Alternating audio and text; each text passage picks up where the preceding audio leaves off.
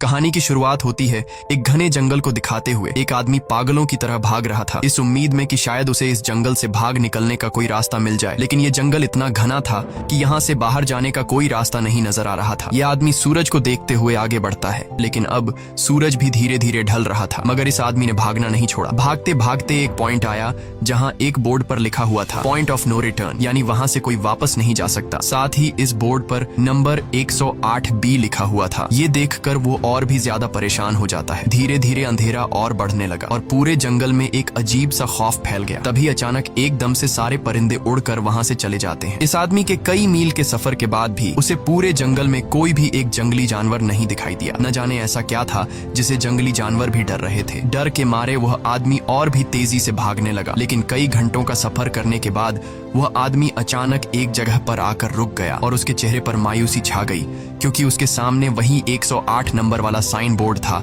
जिस पर लिखा हुआ था पॉइंट ऑफ नो रिटर्न। अब आदमी को समझ आया कि चाहे मैं जितना भी भागूं पर इस जंगल से निकल नहीं सकता। इसलिए अब वो वहां छुपने की जगह ढूंढने लगा, लेकिन वहां उसे छुपने के लिए कोई सेफ जगह नहीं मिली। इसीलिए अब वो पेड़ के ऊपर चढ़ जाता है, पर तभी उस पेड़ की टहनी टूट गई, जिससे वो आदमी काफी ऊंचाई से नीचे जमीन पर आ गिरा। पेड़ से गिरने के बाद वो बहुत ज्यादा जख्मी हो चुका था। उसे काफी गहरी चोटें आई। इससे पहले कि वो बेहोश हो जाता तभी अचानक जमीन हिलने लगी और अजीब सी गुराने की आवाजें आने लगी। वो आवाजें सुनकर आदमी के गले में सांसें अटक गईं। तभी अचानक कोई उसे खींच कर ले गया। खींचने वाला कौन था ये नहीं दिखाया गया, लेकिन हमें उस आदमी की दर्द भरी चीखें सुनाई दी गई। इस इंसिडेंट के 6 दिन बाद हमें शहर में मीना नाम की एक लड़की को दिखाया जाता है जो एक बर्ड शॉप में काम करती है। तभी उसका बॉस आता है और मीना को एक गोल्डन पैरट को शहर से दूर एक जू में डिलीवर करने का ऑर्डर देता है। मीना बॉस की बात को मानते हुए अब उस पैरट को डिलीवर करने जाती है। मीना गाड़ी में बैठकर अपने मोबाइल में उस जू का लोकेशन सेट कर लेती है और अपने सफर पर निकल पड़ती है। शहर से बाहर निकलने के बाद वो एक बोर्ड पर बहुत सारे लोगों के मिसिंग फोटोज देखती है, यानी वहाँ पर कई सारे लोग गायब हो चुके थे। लेकिन मीना उन पर ज्यादा ध्यान नहीं देती और आगे बढ़ने लगती है। आगे बढ़ते दौरान मीना शॉर्टकट लेते हुए जंगल के रास्ते से गुजरती है ताकि वो जल्दी से इस पैरट को जू तक डिलीवर कर दें, और वो पहुंच गई जंगल के बीचों बीच। ये वही जगह है जहाँ हम पहले एक आदमी को गायब होते देख चुके हैं। वहाँ आकर मीना बुरी तरह से फंस चुकी थी। वो अपने मोबाइल पर मैप देखती है, लेकिन वहाँ मोबाइल के सिग्नल नहीं आ रहे थे और उसके कार का रेडियो भी काम नहीं कर रहा था। मीना अब वहाँ से वापस निकलने लगी, लेकिन अब उसे वहाँ से बाहर निकलने का रास्ता समझ नहीं आ रहा था। थोड़ी देर बाद मीना की गाड़ी भी खराब हो गई। मीना गाड़ी से बाहर निकलती है और उसे सामने लगा हुआ वही पॉइंट ऑफ नो रिटर्न वाला बोर्ड दिखाई देता है। मीना को कुछ समझ नहीं आता, इसीलिए वो पैरट के पिंजरे को हाथ में लेकर आसपास मदद ढूंढने आगे चली जाती है, लेकिन वहाँ आसपास किसी भी मदद का नामो निशान तक नहीं था। उसके बाद वो वापस उस जगह पर लौट आती है जहाँ उसने अपनी गाड़ी खड़ी की थी, लेकिन वहाँ से उसकी गाड़ी गायब हो चुकी थी। ये देखकर वो बहुत ज्यादा परेशान हुई। उसे लगा कि शायद वो उस जगह पर नहीं आई है जहाँ उसकी गाड़ी खड़ी थी, बल्कि ये किसी दूसरी जगह पर आ गई है और उसकी गाड़ी कहीं दूसरी जगह में खड़ी है, क्योंकि इस जंगल का हर एक पॉइंट एक ही जैसा दिखाई दे रहा था। अब अंधेरा भी गहरा होता जा रहा था। एकदम से पहले की तरह ही सभी परिंदे इन पेड़ों से उड़ जाते हैं। मीना को अब डर लगने लगा था, क्योंकि जमीन भी जोर जोर से हिल रही थी। मीना को वहाँ आसपास किसी के होने का एहसास होता है। तभी अचानक मीना को दूर किसी का साया नजर आया। मीना भागते हुए उसके पीछे आई, पर उसे वहाँ कोई भी नहीं मिला। तभी अचानक मीना को एक बूढ़ी औरत भागते हुए दिखाई दी। मीना भी दौड़कर उसका पीछा करने लगी। वो उससे मदद मांग रही थी, लेकिन वो औरत रुकती नहीं, तेजी से भागती रहती है। एक बार फिर मीना इस बूढ़ी औरत का पीछा करती है। अचानक वो बूढ़ी औरत फिर से गायब हो गई। मीना जब उसे ढूंढते हुए और आगे बढ़ी तो उसे दूर जंगल में एक बड़ा सा कमरा दिखाई दिया। वो बूढ़ी औरत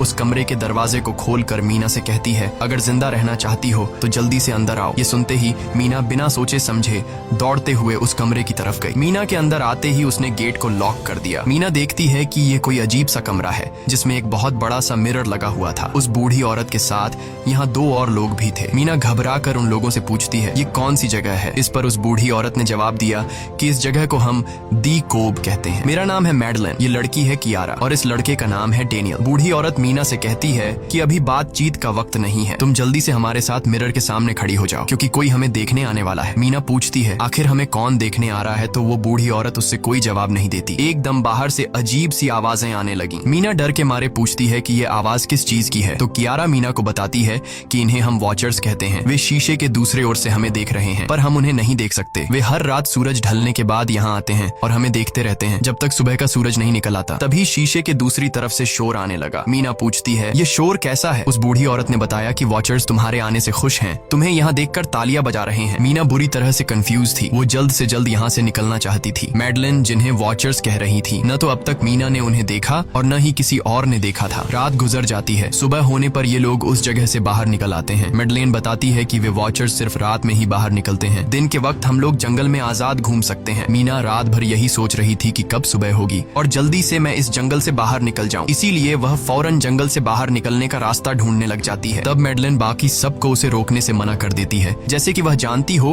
कि मीना इस जंगल से बाहर नहीं निकल सकती और वह जरूर वापस आएगी। बस मीना को जाते हुए मैडलिन बताती है कि तुम्हारा यह फैसला अच्छा नहीं है, इस जंगल से बाहर निकलने का कोई रास्ता नहीं है। रात होने से पहले हमें इस घर में वापस आना पड़ता है, अगर तुम लेट हो गई तो तुम अपनी जान से हाथ धो बैठोगी। मीना किसी की बात नहीं सुनती और अपने पैरट को लेते हुए तेजी से आगे बढ़ती है। थोड़ा सा आगे बढ़ने पर उसे वहीं पॉइंट ऑफ नो रिटर्न वाला साइन दिखाई देता है। उसे देखकर वो घबरा तो गई, लेकिन उसने हिम्मत नहीं हारी और सूरज को देखकर सूरज की डायरेक्शन में आगे बढ़ती रही, पर जंगल से निकलने में कामयाब नहीं हो सकी। आगे चलकर रास्ता ही खत्म हो गया। मीना ने देखा कि वो एक पहाड़ के टॉप पर खड़ी है, जहाँ से आगे दूर दूर तक जंगल के सिवा कुछ भी नहीं था। इसीलिए वो मायूस होकर नीचे बैठ जाती है। तभी अचानक उसके कंधे पर किसी ने हाथ रखा। वो डर गई और जब उसने पीछे मुड़कर देखा तो वो बूढ़ी औरत मैडलिन थी। यहाँ मैडलिन उसे हौसला देती है और कहती है कि सिर्फ तुम ही नहीं जिसने यहाँ से निकलने की कोशिश की और हार गई, हम भी तुम्हारी तरह ही हार कर यहाँ रुके हैं। यहाँ से बाहर निकलने का कोई रास्ता नहीं, चलो मैं तुम्हें कुछ दिखाती हूँ। मैडलिन मीना को जंगल की तरफ लेकर जाती है। मैडलिन मीना से कहती है, ये जंगल एक शिकारी है और हम सब उसका शिकार, अगर जिंदा रहना चाहती हो तो हमारे साथ ही रहो। मैडलिन उसे पॉइंट ऑफ नो रिटर्न वाले काफी सारे साइन बोर्ड दिखाती है, जो कि जंगल के चारों तरफ गोल घेरे में लगे थे और उनके बीच में था उनका कमरा। मैडलिन बताती है कि ये हमारे घर से आधे दिन के फासले पर लगे हैं, अगर इसे आगे गई तो वापस लौटना मुश्किल हो जाएगा, इसलिए कभी भी यह तुम्हें नजर आए तो तुम इन्हें इग्नोर मत करना। मीना पूछती है, ये सब किसने बनाया? तो वो जवाब देती है, ये एक प्रोफेसर ने बनाया है, लेकिन अब तक उसे किसी ने देखा नहीं है। अब रात हो जाती है, ये लोग वापस उस घर के अंदर आ जाते हैं। हर रात वॉचर्स उन्हें देखने के लिए आते थे। आज कियारा नामी लड़की उनके सामने डांस करती है और कहती है ये सब उन्हें पसंद है। ऐसा नहीं था कि इन चारों को हर रात वॉचर्स के सामने खड़ा ही रहना पड़ता था। ये लोग जो चाहते वह कर सकते थे, बस ये लोग उनकी तरफ अपनी कमर नहीं कर सकते थे। ऐसा करने पर वो लोग बहुत ज्यादा गुस्सा हो जाते थे। रात में तो उन्हें सिर्फ वॉचर्स का मसला था, लेकिन दिन में भी उन्हें बहुत मुश्किलों का सामना करना पड़ता था। ये लोग जंगल से हर रोज अपना पेट भरने के लिए कुछ न कुछ शिकार करके लाते थे, जिससे उनका गुजारा हो जाता। अगले दिन कियारा और मीना दोनों जंगल में शिकार करने जाती हैं। मीना कियारा से पूछती है कि आखिर ये वॉचर्स चाहते क्या हैं? कियारा बताती है, मुझे भी कुछ खास नहीं पता, लेकिन मैडलाइन कहती है कि ये वॉचर्स हमें देखते हैं, हमें ऑब्जर्व करते हैं, लेकिन अगर हमने वॉचर्स को देखा तो हम पागल हो जाएंगे, क्योंकि वॉचर्स बहुत ही खूंखार दिखते हैं। कियारा अब उसे एक गड्ढा दिखाती है और कहती है, ऐसे बहुत से गड्ढे इस जंगल में मौजूद हैं। दिन के वक्त सारे के सारे वॉचर्स उन गड्ढों में रहते हैं और रात में वो यहाँ से बाहर निकल आते। दिन के वक्त ये लोग इसलिए बाहर नहीं आ सकते क्योंकि सूरज की रोशनी उनकी स्किन जलाती है। कियारा मीना को बताती है कि वो 5 महीने पहले अपने पति के साथ इस जंगल में आई थी और तब से वो दोनों यहाँ फंसे हुए थे, पर आज से 6 दिन पहले मेरा पति जंगल में रास्ता ढूंढने निकला है। मुझे उम्मीद है कि वो जरूर वापस आएगा और हम सबको यहाँ से सेफली ले जाएगा। यहाँ हमें मालूम होता है कि असल में कियारा का हस्बैंड वही आदमी था जिससे हमने मूवी के स्टार्ट में देखा था, जिसे कोई यहाँ से खींच कर ले गया और अब वो मारा जा चुका है। इस तरह से बातें करते हुए ये दोनों कमरे के पास वापस लौट आए। यहाँ मैडलिन ने मीना को 3 रूल समझाती है जिंदा रहने के लिए। सबसे पहला ये कि वो रात के वक्त घर का दरवाजा नहीं खोलेगी। दूसरा, रात में वो आईने की तरफ अपनी कमर नहीं करेगी। और तीसरा ये कि दिन के वक्त वो उन गड्ढों के पास नहीं जाएगी और जितना हो सके रोशनी में रहेगी। जब तक तुम इन रूल्स को फॉलो करोगी तब तक तुम जिंदा रहोगी। लेकिन मीना को मैडलाइन की बातों पर बिल्कुल भी भरोसा नहीं होता। अब उस रात मीना इन वॉचर्स के बारे में जानना चाहती थी, इसीलिए वो शीशे के साथ कान लगाकर आवाजें सुनने की कोशिश करती है। जब उसे कुछ सुनाई नहीं देता तो मीना को मैडलिन की बताई गई वॉचर्स की बातें फेक लगने लगती हैं। इसलिए वह रूल्स को तोड़ते हुए अपनी कमर को शीशे की तरफ करके सो जाती है और ऐसा करने पर इन वॉचर्स को गुस्सा चढ़ जाता है। वो लोग जोर जोर से उस शीशे को मारने लग जाते हैं। शोर से मैडलाइन भी उठ जाती है और वह जल्दी से मीना को शीशे की तरफ खड़े रहने को कहती है और तब जाकर वो वॉचर्स का गुस्सा शांत होता है। यानी जब इंसान वॉचर्स को अपनी पीठ दिखाते हैं तो वह उसे खुद की इंसल्ट मानने लगते हैं। ये रात भी गुजर जाती है और अगले दिन मीना डेनियल के साथ शिकार पर निकलती है। वो डेनियल से पूछती है, क्या आज तक तुमने किसी वॉचर को देखा है? जिस पर डेनियल ने जवाब दिया कि मैंने भी आज तक वॉचर्स को नहीं देखा और जो भी वॉचर्स को देखता है वो जिंदा नहीं बच पाता। तब मीना डेनियल को समझाती है कि मुझे लगता है कि ये सब मैडलाइन की बनाई हुई कहानियां हैं जिसके अंदर वो हमें फंसा रही है। हमें जरूर उन गड्ढों को जाकर चेक करना चाहिए, शायद हमें यहाँ से बाहर जाने का कोई रास्ता मिल जाए। डेनियल भी यहाँ रहकर बहुत ज्यादा तंग हो चुका था और वो भी किसी तरह से रास्ता ढूंढकर इस जंगल से भाग निकलना चाहता था, इसलिए वो मीना की बात मान लेता है और वो दोनों गड्ढे के पास पहुंच जाते हैं। अब मीना अपने आप को रस्सी से बांधकर इस गड्ढे के अंदर उतरती है। रस्सी का दूसरा सिरा डेनियल ने पकड़ा हुआ था ताकि अगर मीना को कुछ भी हो वो जल्दी से मीना को बाहर की तरफ खींच ले। मीना नीचे गड्ढे में पहुंच जाती है जहां उसे बहुत सारा इंसानों का सामान मिलता है। मीना उस सामान को इकट्ठा कर लेती है। ये सारा सामान उन लोगों का था जो जंगल में वॉचर्स के शिकार हो चुके थे। डेनियल रस्सी के सहारे कैमरा, साइकिल और जरूरत का सारा सामान को बाहर ले आता है। मीना अब नीचे इंतजार करती है कि डेनियल कब रस्सी नीचे फेंकेगा और मैं ऊपर चली जाऊंगी। और इससे पहले कि मीना उस गड्ढे से बाहर निकल पाती, उसे गड्ढे के अंदर किसी के आने की हलचल सुनाई देती है। मीना जल्दी से डेनियल को रस्सी नीचे फेंकने की आवाज देने लगती है, लेकिन तभी मीना को पकड़ने के लिए एक वॉचर का हाथ बढ़ने लगता है। पर मीना धूप में खड़ी थी, इसलिए जब उस वॉचर के हाथ पर सूरज की रोशनी पड़ी तो उसका हाथ जलने लगा। इतने में डेनियल ने नीचे मीना के पास रस्सी फेंकी और मीना फौरन जल्दी से बाहर निकल आई। मीना पूरी तरह से डर गई थी। ये लोग उस सारे सामान को लेकर अपनी सेफ हाउस में आ गए, जहां मैडलन ने उससे पूछा, ये सामान तुम्हें कहां से मिला? ये लोग झूठ बोल देते हैं कि ये सामान उन्हें इस जंगल से मिला। मैडलन को इस जंगल में रहते हुए बहुत अरसा गुजर चुका था। वो जानती थी कि ये सामान उसे जंगल से नहीं बल्कि एक गड्ढे से मिला होगा। वो मीना से पूछती है, बताओ तुमने गड्ढे के अंदर क्या देखा? लेकिन मीना उसे कुछ नहीं बताती। ये लोग बहुत खुश थे कि आज रात ये लोग वॉचर्स को देख पाएंगे, क्योंकि मीना को गड्ढे के अंदर एक कैमरा मिला था। डेनियल किसी तरह जुगाड़ करके उस कैमरा को टीवी के साथ अटैच कर लेता है ताकि ये लोग भी टीवी पर वॉचर्स को देख पाएं। मैडलन बार बार उन्हें समझाती है कि ये तुम लोग गलत कर रहे हो, लेकिन ये दोनों उसकी एक बात भी नहीं सुनते। आज रात ये लोग वॉचर्स के इंतजार में बैठे थे ताकि उन्हें वो देख पाए, लेकिन काफी रात होने के बावजूद भी आज कोई वॉचर उन्हें देखने नहीं आया और अब कुछ देर बाद उनके साथ कुछ अजीब सा होने वाला था। ये लोग बातचीत में मसरूफ थे कि तभी उनका दरवाजा खटखटाया जाता है, यानी दरवाजे पर किसी ने दस्तक दी। उन्होंने जल्दी से टीवी की तरफ देखा तो वहां उन्हें इंसानी टांगे दिखाई दे रही थीं। बाहर जो कोई भी था वो कियारा के हस्बैंड की आवाज में बात कर रहा था और वो जल्दी से दरवाजा खोलने को कह रहा था। कियारा को लगा कि जरूर उसका हस्बैंड यहाँ से बाहर निकलने का रास्ता ढूंढ आया है। वो जल्दी से उठकर दरवाजा खोलने के लिए जाती है, लेकिन मैडलिन बीच में आकर दरवाजा खोलने नहीं देती। वो कहती है कि मैं जानती हूँ बाहर तुम्हारा हस्बैंड नहीं है, क्योंकि मैडलिन जानती थी कि रात के इस अंधेरे में कोई भी इंसान इस कमरे तक नहीं पहुंच सकता। लेकिन कियारा को मैडलिन की बातों पर यकीन नहीं होता और वो दरवाजा खोलने की कोशिश करती है, जिसके बाद मैडलिन कियारा से कहती है कि वो तुम्हें फंसा रहा है, तुम उसका इम्तिहान ले लो, तुम उसे कोई ऐसी बात पूछो जिसके बारे में सिर्फ तुम या तुम्हारा हस्बैंड जानता हो। कियारा बाहर खड़े हुए इंसान से एक किताब के बारे में सवाल करती है जिसके बारे में उसे पता होना चाहिए था, लेकिन जब बाहर खड़ा हुआ इंसान कोई जवाब नहीं देता तो ये समझ जाते हैं कि ये वॉचर ही है। ये लोग जब दरवाजा नहीं खोलते तो वॉचर उनके बाहर लगाए हुए कैमरा को तोड़ देता है और यहाँ हमें एक बात पता चलती है कि वॉचर्स इंसान के रूप में भी खुद को बदल सकते हैं। वॉचर्स उनकी इस हरकत पर बहुत ज्यादा गुस्सा हो गए थे। वे बहुत तेजी से शीशे को मारने लगे जिससे शीशे में एक बड़ा क्रैक भी आ जाता है, लेकिन यहाँ मैडलिन समझदारी दिखाते हुए सबको लाइन से शीशे की तरफ खड़ा कर देती है, जिससे वॉचर्स का गुस्सा थोड़ा बहुत ठंडा हो जाता है और वे वहाँ से चले जाते हैं। अब यहाँ मीना मैडलिन को बताती है कि हमने गड्ढे में से ये सारा सामान चुराया था। ये सुनकर मैडलिन बहुत ज्यादा गुस्सा हो जाती है कि तुम लोगों ने दूसरा रूल भी तोड़ दिया। अगली सुबह मैडलिन उस गड्ढे से लाया हुआ सारा सामान उठाकर वापस उसी गड्ढे में फेंक देती है, जिससे उन वॉचर्स का गुस्सा थोड़ा शांत हो जाता है। मगर अब इन लोगों को जंगल में बहुत ही ज्यादा अजीब चीजें दिखाई देना चालू हो गई थी और उसका सबसे ज्यादा असर डेनियल पर होता है। डेनियल अचानक बात बात पर बहुत ज्यादा गुस्सा करने लग जाता है। दूसरी तरफ कियारा, जिससे पहले उम्मीद थी कि उसका हस्बैंड जिंदा है और वो यहाँ आकर उसे यहाँ से बचा लेगा, लेकिन अब उसे पता चल चुका था कि उसका हस्बैंड अब वापस नहीं आएगा, जिसकी वजह से वह अंदर ही अंदर पूरी तरह से टूट चुकी थी और वो डिसाइड करती है कि वह वॉचर्स के इन गड्ढों में कूदकर अपनी जान दे देगी, क्योंकि अब उसके पास जीने की कोई वजह नहीं रही। वह ऐसा करने ही वाली होती है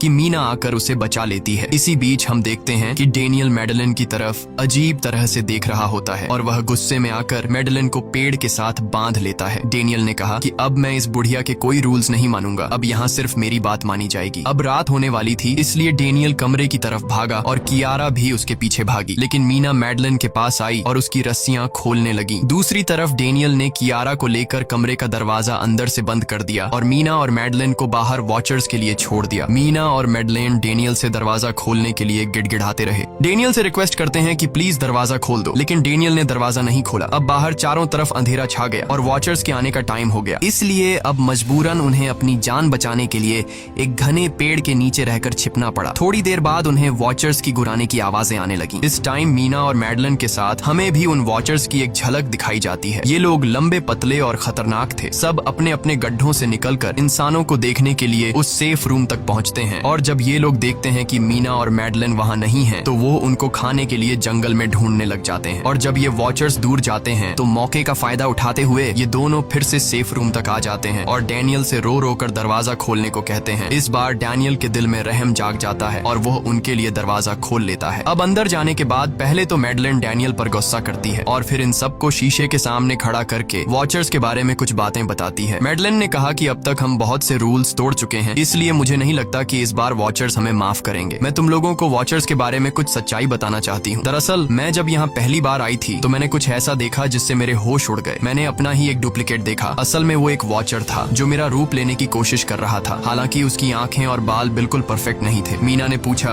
कि आखिर ये वॉचर्स हैं क्या चीज, जिस पर मैडलिन ने जवाब दिया कि ये सारे क्रीचर्स फेरीज हैं जो किसी जमाने में इंसानों के साथ मिलकर रहते थे। फेरीज पंखों वाले एक जादुई जीव थे, लेकिन वक्त गुजरने के साथ इंसानों को फेरीज की शक्तियों से डर लगने लगा। इसीलिए इंसानों ने फेरीज को खत्म करने का सोचा। इंसानों की तादाद ज्यादा थी, इसलिए फेरीज इंसानों का मुकाबला नहीं कर पाए। इंसानों ने इन फेरीज को जंगल में एक बहुत बड़े गड्ढे के अंदर कैद कर लिया और उन्हें श्राप से हमेशा हमेशा के लिए इस गड्ढे में बंद कर दिया। उसके बाद फेरीज कई 100 सालों तक उस गड्ढे में कैद रहे, लेकिन फिर वक्त के साथ उन्होंने जमीन के अंदर खुदाई करके निकलने के रास्ते बना लिए। आज वही फेरीज वॉचर्स के रूप में गड्ढों से निकलकर हमारे सामने आते हैं। हालांकि कई 100 सालों तक जमीन के अंदर रहने की वजह से उन्होंने अपने पंख और जादुई शक्तियां खो दी और साथ ही उन्हें सूरज की रोशनी से तकलीफ होने लगी, लेकिन अब भी उनमें रूप बदलने की शक्ति है। इस पर डैनियल ने मैडलिन से पूछा कि ये वॉचर्स हमसे क्या चाहते हैं और ये हर रात हमें देखते क्यों हैं, जिस पर मैडलिन ने बताया कि ये वॉचर्स एक बार फिर से जंगल से निकलकर इंसानों के बीच रहना चाहते हैं, लेकिन अपने असली रूप में ये इंसानों के बीच नहीं रह सकते। इसीलिए उन्होंने हमें यहाँ रखा हुआ है ताकि हमें देखकर हमारा रूप ले सकें और हमसे आज के दौर के तौर तरीके सीखकर इंसानों के बीच रह सकें। मैडलिन ये सब बातें बता ही रही थी कि अचानक सभी वॉचर्स वापस लौट आए और जब वॉचर्स को पता चलता है कि मैडलिन और मीना वापस अपने कमरे में आ गए हैं तो वो सब गुस्से से भड़क उठे और दरवाजा तोड़ने की कोशिश करने लगे। इन चारों ने टेबल को खींचकर दरवाजे के सामने रख दिया ताकि दरवाजा वॉचर्स तोड़ न सके, लेकिन वॉचर्स की ताकत काफी ज्यादा थी और इन चारों को पता चल चुका था कि जल्द ही वॉचर्स अंदर आ जाएंगे और उन्हें मौत अपनी आंखों के सामने दिखाई दे रही थी। तभी उन्होंने देखा कि टेबल को घसीटकर दरवाजे तक ले जाने की वजह से कारपेट पलट गई है। जब उन्होंने कारपेट हटाया तो उन्हें नीचे एक बड़ा लोहे का गेट नजर आया। उन्होंने जल्दी से गेट खोला तो उन्हें पता लगा कि नीचे एक बहुत बड़ा बंकर है। ये लोग जल्दी से उस बंकर के अंदर घुस गए और ऊपर से लोहे का गेट बंद कर दिया। ये लोग इस बात को लेकर परेशान थे कि ये बंकर यहाँ पर मौजूद था और इन लोगों को पता भी नहीं चला। इस बंकर के नीचे बहुत फैसिलिटीज थी, हजारों दिन का खाना, एक कंप्यूटर और भी बहुत सारा जरूरत का सामान रखा था। मीना जानना चाहती थी कि आखिर ये जगह किसने बनाई, इसीलिए वो उस कंप्यूटर को ऑन कर लेती है। उस कंप्यूटर में बहुत सारा डेटा सेफ था, जिसे खोलने पर उन्हें पता चलता है कि ये सारी जगह प्रोफेसर मार्टिन ने बनाई थी। असल में प्रोफेसर को इन क्रीचर्स के बारे में पता था। वो इन वॉचर्स पर रिसर्च करना चाहता था, इसीलिए उसने ये बंकर बनाया था। पैसों का लालच देकर वो दूसरे इंसानों को काम के लिए यहाँ लेकर आता था और रात के वक्त मजदूरों को ऊपर कमरे में छोड़कर खुद यहाँ आकर छुप जाता था और वो वॉचर्स फिर उन इंसानों को खा जाया करते थे। अगली वीडियो में डॉक्टर मार्टिन बताते हैं कि उनकी रिसर्च के दौरान उन्हें एक सबसे अलग फेरी मिली जो रोशनी में भी उन गड्ढों से बाहर आ सकती थी। डॉक्टर बताता है कि उस वॉचर ने एक बच्ची का बिल्कुल परफेक्ट रूप ले लिया था जिसे कोई पहचान नहीं सकता था। वो बहुत अच्छी थी, उसने डॉक्टर मार्टिन को मारा नहीं। डॉक्टर मार्टिन उसे यहाँ ले आया। तभी प्रोफेसर ने कैमरा को दूसरी तरफ मोड़ा। तब उन्होंने देखा कि प्रोफेसर ने उस छोटी सी बच्ची के रूप में आए वो क्रीचर को पिंजरे में कैद कर लिया है। पता नहीं डॉक्टर उसके साथ कौन सा एक्सपेरिमेंट करने वाला था। उस कंप्यूटर में बहुत सी वीडियोस थीं और हर वीडियो में कुछ न कुछ बताया हुआ था। मीना बस ये जानना चाहती थी कि आखिर में क्या हुआ, इसीलिए वो सबसे आखिरी वीडियो प्ले करती है जिसमें वह देखती है कि प्रोफेसर खुद को और उस फेरी को मारने वाले हैं। मरने से पहले वह इस जंगल में फंसे हुए लोगों के लिए यहाँ से निकलने का रास्ता बता देता है और कहता है कि शाम में जिस डायरेक्शन में परिंदे भागते हैं उस डायरेक्शन में भागने से वे लोग इस जंगल से निकल सकते हैं। उसने इस रिकॉर्डिंग मैसेज में कहा था कि अगर कोई इस जंगल से निकलने में कामयाब हो गया तो यूनिवर्सिटी में जाकर मेरी सारी रिसर्च तबाह कर देना। मैंने यहाँ आकर बहुत बड़ी गलती कर दी। उसके बाद प्रोफेसर ऊपर चले गए और फिर 2 गोलियों की आवाज आई, जिससे उन्हें समझ आया कि प्रोफेसर ने पहले उस फेरी को मारा और फिर खुद को गोली मार दी।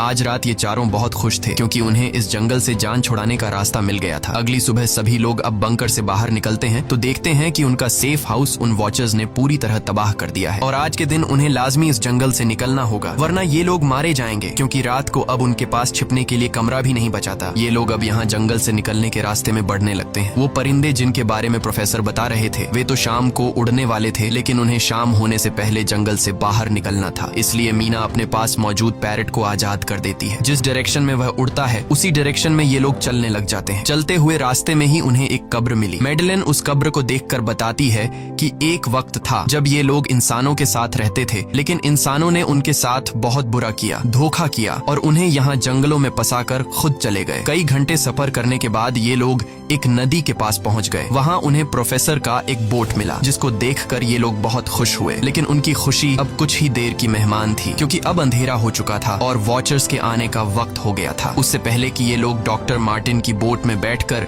यहाँ से दूर चले जाते, तभी उन्हें पीछे से किसी की आवाज आई। जब उन्होंने पीछे मुड़कर देखा तो वो कियारा का हस्बैंड था जो मदद के लिए चिल्ला रहा था। वो बहुत ही जख्मी हालत में था। बाकी सब बोट में बैठ चुके थे, इसलिए डेनियल अकेला उसकी मदद के लिए गया। डेनियल कियारा के हस्बैंड को खींचकर बोट की तरफ लाने लगा, लेकिन तभी ये लोग बोट से देखते हैं कि डेनियल जिसकी मदद करने गया वह कोई इंसान नहीं बल्कि एक वॉचर है, जिसने उनके सामने ही डेनियल का रूप ले लिया। वो लोग कुछ भी नहीं कर पा रहे थे। अब उस वॉचर ने डेनियल को मार दिया। उन्हें इस बात का पता था कि वॉचर्स इस नदी को पार नहीं कर सकते हैं और फाइनली ये लोग खुद इस नदी को पार करके शहर तक पहुंच जाते हैं। और कहानी में असल ट्विस्ट इसके बाद आया। शहर पहुंचने के बाद ये तीनों अलग अलग रास्तों पर चले गए और कुछ दिनों बाद अब मीना जल्दी से डॉक्टर मार्टिन के कहने के मुताबिक उनके यूनिवर्सिटी में उनका सारा डेटा खत्म करने के लिए आई। उससे पहले कि वह उनका रिसर्च डेटा डिलीट कर देती, तभी उससे वहाँ एक टेप रिकॉर्डर मिला और उस टेप रिकॉर्डर से मीना को एक नया राज मालूम हुआ। जब हजारों साल पहले इंसान और फेरीज एक साथ रहते थे तो तब उनकी शादी भी हुआ करती थी। इंसान और फेरी के मिलन से जो बच्चे पैदा होते थे उनमें इंसान और फेरी दोनों के गुण होते थे। उन्हें हाफलिंग्स कहा जाता था। उन हाफलिंग्स में एक खासियत थी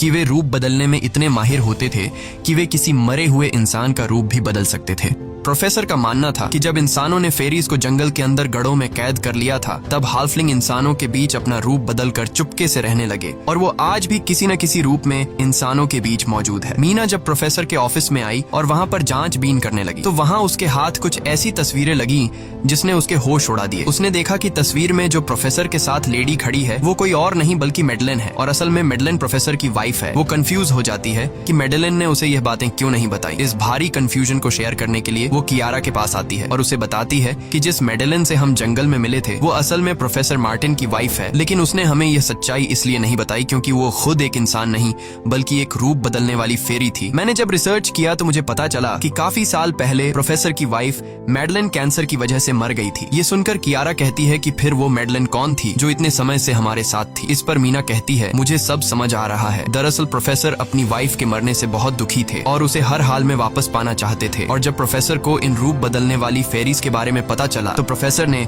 उस रूप बदलने वाली फेरी को पिंजरे में कैद किया जो एक बच्ची का परफेक्ट रूप लेकर उनके पास आई थी। प्रोफेसर ने अपनी वाइफ की फोटो दिखाते हुए उस फेरी को अपनी वाइफ मैडेलिन जैसा बना दिया क्योंकि वो फेरी बाकी फेरीज से अलग थी। वो दिन में भी बाहर आ सकती थी। मीना ने कहा कि मैंने मैडेलिन को यहाँ बुला लिया है, हमें किसी तरह से करके उसे वापस जंगल भेजना होगा। तभी एक कार वहाँ आकर रुकी। जब उस कार से जो इंसान उतरा उसे देखकर मीना के गले में सांस अटक गई। वो कियारा थी, यानी कि अब तक जो मीना के साथ थी वो मैडेलिन थी। उसने कियारा का रूप ले रखा था। कियारा जैसे ही घर के अंदर आई तभी मैडेलिन ने कियारा के हस्बैंड के रूप में बदलकर उसे बेहोश कर दिया। मीना ने मैडेलिन से कहा, आखिर तुम चाहती क्या हो? जिस पर मैडेलिन गुस्से में आकर कहा, मैं फेरीज की सबसे अलग मखलूक हूँ। मेरे सभी साथी बचपन से मुझे चिढ़ाते थे। वो मुझे अपने साथ नहीं रहने देते क्योंकि मैं सबसे अलग थी। मैं उस जंगल में अकेली पड़ चुकी थी और मैं उस जंगल से निकलकर बाहर लोगों के साथ मिलकर रहना चाहती थी। फिर एक दिन प्रोफेसर उस जंगल में आया। उसने मुझे पिंजरे में कैद कर लिया। उसने मुझसे कहा कि अगर मैं उसकी वाइफ का रूप ले लूं तो वह मुझे जंगल से बाहर ले जाएगा। मैंने उसकी बात मान ली। प्रोफेसर ने मुझे मैडेलिन की सारी बातें सिखाई और बाद में उस धोखेबाज प्रोफेसर ने मुझे मारने की कोशिश की, लेकिन उससे पहले कि वो मुझे मार पाता मैंने उसे ही मार डाला। तुम इंसान कभी भी भरोसे के लायक नहीं थे और न ही रहोगे। अब तुम भी मेरी सच्चाई जान चुकी हो, इसलिए तुम्हें भी मरना होगा और तुम्हें मारने के बाद मैं तुम्हारे रूप में इंसानों के बीच रहूंगी। यह कहकर मैडेलिन ने मीना का रूप ले लिया और उसका गला दबाकर उसे मारने लगी। तब मीना ने मैडेलिन से कहा कि क्या प्रोफेसर ने तुमसे यह नहीं कहा कि तुम क्यों दिन में निकल सकती हो। असल में तुम हाइब्रिड हो, आधी इंसान और आधी फेरी, इसीलिए तुम इंसानों और फेरीज के बीच रह सकती हो। मुझे पता है कि दुनिया में अकेला रहना कैसा होता है, लेकिन तुम अकेली हाफलिंग नहीं हो। तुम्हारे जैसे और भी हाफलिंग्स हैं जो किसी न किसी रूप में इंसानों के बीच रह रहे हैं। इस सच्चाई का पता चलते ही मैडलिन का शरीर अचानक अपने असली रूप में आने लगा। देखते ही देखते उसके पंख निकल आए, जिसके बाद वो मीना को यहीं पर छोड़कर यहाँ से उड़ जाती है। इसके बाद कुछ हफ्तों के बाद का सीन दिखाया जाता है, जहाँ मीना अपनी सिस्टर के साथ रहने लगी है। उसने अपनी सिस्टर को बताया कि शायद वो फेरी अभी भी मेरा पीछा कर रही है। तब मीना की सिस्टर उसे कहती है कि तुम डरो मत, ऐसा कुछ नहीं है। और कहानी के एंड में हम एक छोटी बच्ची को देखते हैं जो कि उस वक्त मीना के घर के नीचे खड़ी थी। ये कोई और नहीं बल्कि मैडलिन थी, जो अब उनके दुनिया में उस रूप में रह रही है। और इसी के साथ ये कहानी खत्म हो जाती है। अगर आपको ये वीडियो अच्छी लगी हो तो हमारे चैनल को सब्सक्राइब और वीडियो को लाइक जरूर कीजिएगा।